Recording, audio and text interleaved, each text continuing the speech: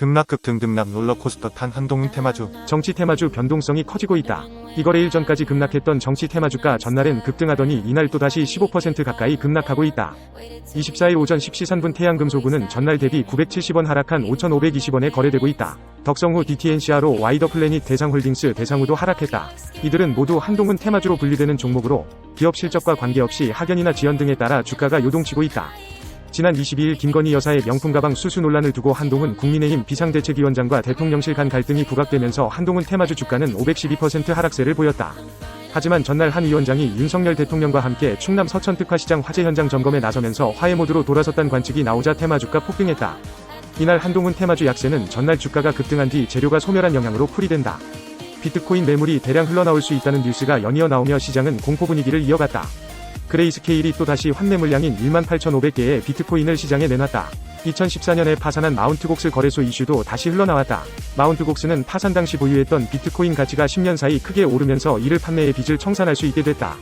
정작 비트코인은 전날 상승 마감했다. 이더리움 등 알트코인만 급락했다. 이로 인해 비트코인의 시장 점유율도 반등했다.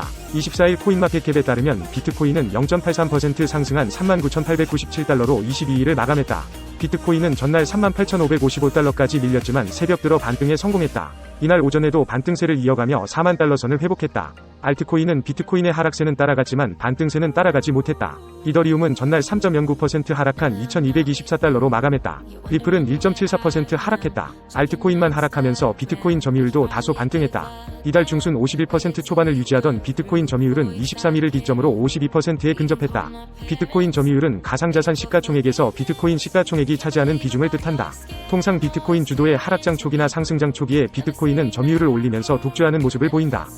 전날 시장엔 마운트곡스 이슈가 또다시 전해졌다. 코인데스크 어스는 일부 마운트곡스 해킹 피해자들이 거래소로부터 비트코인, BCH 상환을 위해 거래소 신원인증과 계정 세부 정보 확인을 요청하는 이메일을 받았다고 보도했다. 가상자산 이용자들은 마운트곡스가 비트코인을 상환하면 피해자들이 받은 코인을 시장에 대량 매도할 가능성이 높다. 마운트곡스는 지난 2010년 일본에 설립된 가상자산 거래소다. 국내에서는 마곡 등으로 불린다. 마운트곡스는 선도적인 지위를 통해 세계 최대 규모의 코인 거래소로 단숨에 성장했다. 한때 전 세계 모든 비트코인 거래 중 70% 이상을 처리할 정도였다. 그러나 마운트곡스는 지난 2014년 거액의 해킹 사건이 발생하면서 파산했다.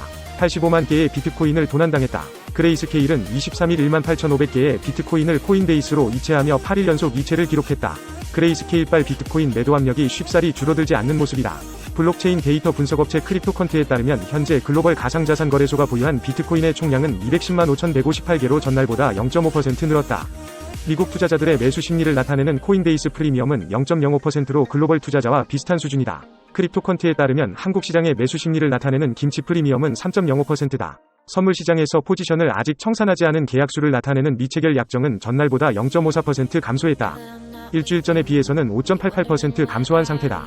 미래에셋증권에서 거래하는 고수익 투자자들이 24일 오전 가장 많이 순매수한 종목은 삼성전자로 나타났다. 스펀드파인드 루닛, 펄어비스, 에코프로머티 등도 순매수 상위권에 이름을 올렸다. 이날 미래에셋증권에 따르면 미래에셋증권 주식거래 고객 중 최근 1개월간 투자 수익률 상위 1%에 해당하는 주식 초고수들이 오전 10일시까지 가장 많이 사들인 종목은 삼성전자로 집계됐다. 삼성전자 주식은 오전 10일시 기준 전 거래일 대비 2.3% 내린 73,600원에 거래되고 있다.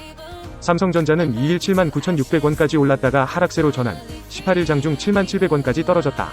이후 23일까지 주가가 소폭 반등했으나 이날 상승분을 반납했다. 올해 반도체 업황 개선 기대감이 여전한 상황에서 최근 삼성전자 주가 낙폭이 과다하다고 판단한 투자자들의 매수세가 몰린 것으로 풀이된다. 삼성전자는 올해 5세대 고대역폭 메모리 샤인볼트 등 최신 HBM 생산 능력을 2.5배 확대하기 위해 설비 투자를 단행할 예정이다. HBM은 그래픽 처리 장치, 중앙 처리 장치 등 연산 장치 바로 옆에 붙어서 데이터 연산에 필요한 정보를 빠른 속도로 전달하고 기억하는 장치다. 혼합 현실 기기를 비롯한 신종 정보기술 기기, 챗 GPT와 같은 최신 소프트웨어가 빠르게 발전하는 가운데 새로운 형태의 맞춤형 D램을 선제적으로 출시하겠다는 계획이다. 순매수 2위는 HPSP다.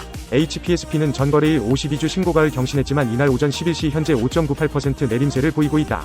이날 주가 하락이 최근 주가 상승에 따른 차익 실현 물량이라고 판단한 투자자들이 강한 매수세를 보이고 있는 것으로 해석된다. 전날 이베스트 투자증권은 메모리 업체들의 HPSP 장비 수요가 지속돼 HPSP 위호 실적이 기대된다며 목표 주가를 56,000원으로 상향 조정했다. 한국투자증권도 지난해 감소했던 메모리 설비 투자가 올해 증가할 것으로 전망되는 가운데 비메모리와 메모리 다수 고객을 확보한 HPSP가 투자 회복의 수혜를 직접 받을 것이라며 목표 주가를 기존 48,000원에서 58,000원으로 올렸다. 순매수 3위는 의료 AI 기업 루닛이다. 이는 루닛이 미국의 디지털 헬스케어 관련 규제 기준을 마련하는 프로젝트에 미국 정부 기관 및 글로벌 기업들과 함께 참여한다는 소식이 전해진 영향으로 풀이된다. 루닛은 23일부터 미국 디지털의학학회가 추진하는 통합 근거 설계 지침 프로젝트 참가 기업 중 한국 기업으로는 유일하게 이름을 올렸다. 디지털의학학회는 디지털 헬스케어 관련 연구를 수행하고 임상자원을 개발하는 비영리 기관이다. 이번 프로젝트에는 미국 식품의약청, 보건복지부 산하 건강보험서비스센터, 의학협회 등 규제, 보험급여, 의료 서비스 등 다양한 의사결정권자들이 모여 디지털 헬스케어 제품 상용화를 위한 가이드라인을 마련할 예정이다. 구글, 제넨텍, 일본 다케다 제약 등 기업도 참여한다. 이날 순매도 1위는 엔캠이었다. 이어 코리아서키트, KB금융, 셀트리온 순으로 매도가 많았다. 전 거래일 순매수 1위는 셀트리온이다. 이스펀드 파인드 하이브, 엔캠 등이 뒤를 이었다. 전일 순매도는 루닛, 대상홀딩스, 삼성전자 순으로 매도가 많았다. 이 시기를 놓치지 않고 국가 차원에서 확실히 지원해 웹툰 종주국으로서의 위치를 지키겠습니다. 문화체육관광부가 지난 23일 만화 웹툰 산업을 4조 원 규모로 키우겠다며 진흥 계획을 발표하자 만화 웹툰 관련 종목들이 강세를 보이고 있다. 24일 오전 10시 42분 기준 국내 1호 웹툰 상장 기업인 미스터블루는 전일 대비 505원 오른 2,500원에 거래 중이다. 웹툰 관련주로 묶이는 핑거스토리 15.88%, 조이시티 22%, 키다리 스튜디오 12.52% 등도 일제히 강세를 보이고 있다. 유인촌 문화체육관광부 장관은 지난 23일 서울 종로구 아트코리아랩에서 만화 웹툰 산업 발전 방향의 3대 목표와 핵심 과제를 발표하며 웹툰은 콘텐츠 분야에서 유일하게 글로벌 플랫폼을 선점하고 있는 분야이고 해외에서 치열하게 분투를 벌이고 있다고 말했다.